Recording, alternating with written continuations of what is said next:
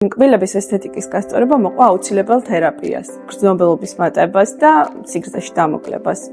კლინიკაში თავს უკვე ისე ვგრძნობდი როგორც საკუთარ სახლში, შვილების გამო, 4 უფროსი შვილის ბრეკეტების და პატარების სტანდარტული სტომატოლოგიური პროცედურების გამო, ამიტომ პირდაპირ მოვედი ორთოდონტთან. ორთოდონტთან კონსულტაციისას გაიგო, რომ გაცილებით კომპლექსური მიდგომა იყო საჭირო.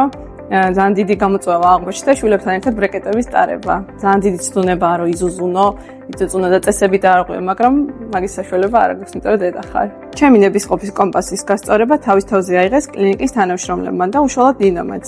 სტომატოლოგიურ სავარძელში მქონდა საშუალება მეწუწუნა და ნინოც უმალო მახსენებდა რა, როგორ და როდის იქნებოდა. ასე ყოველ ვიზიტზე. რაც შეეხება ორთოპედს, მიშოს. ყველაზე კარგი, რაც ალბათ ამ სპეციალისტისგან უნდა ისურვო, არის პერფექციონიზმი. იმ დონეზე, რომ ერთ ვიზიტზე, როდესაც არაფრით დანებდა და მოეშვა, სანამ იდეალურად კარგი ყალიბი არ გამოვიდა, ვიყავით კლინიკაში. რომ გამოვედი კაბინეტიდან, უცებ როგორც ფილმებშია. კლინიკის კონფერენციაზე ამოვყავი თავი. ძალიან სასაცილო იყო უეცრად არსაიდან რომ გავჩდი მე და ასევე არსაიდან გაჩნდა რამდენიმე 10-კაციანი შეკრება. ახლა ასე მახსოვს, რომ პროჟექტორებმა მომანათეს და ტაშის დაუკრეს, მაგრამ ალბათ ეგ უკვე ფანტაზიამ შეავსო.